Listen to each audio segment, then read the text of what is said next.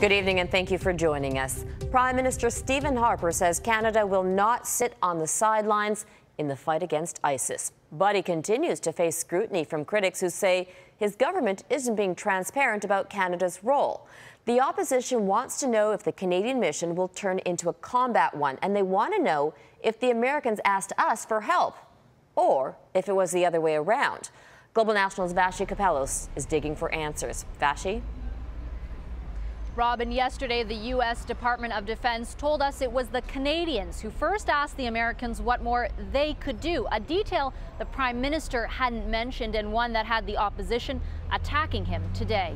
Why did the Prime Minister mislead Canadians about who proposed escalating Canada's involvement in Iraq? What's your response to those saying you misled Canadians on Wednesday when you said the U.S. sent a request for more help? I find this kind of bizarre. Is this seriously suggesting that Canada is dragging the United States into a military conflict? Regardless of who did the asking, Stephen Harper insists Canada is not reluctant to help in the fight against ISIS. When we recognize there is a threat like this that has to be done, and it involves our own interests, we do our part. We do not stand on the sidelines and watch. Global News has learned Ottawa was told by the U.S. that combat aircraft, refueling capabilities and surveillance are areas in which Canada can contribute. That would mean sending CF-18s, extending the current commitment and likely turning it into an air combat mission. Order. The question is the motion on Iraq.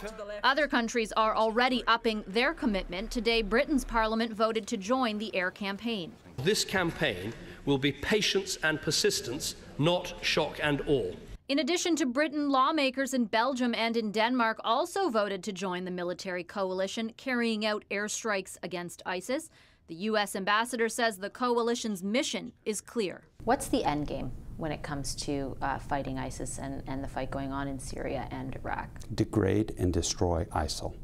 Retired Major General Louis Mackenzie says that's no easy feat. It will take time and more than airstrikes. You are not going to succeed pushing anybody anywhere without boots on the ground. And everything, well, it'll be the retrained Iraqi forces. Yeah, that went really well for the last 10 years. You know, that's going to take years.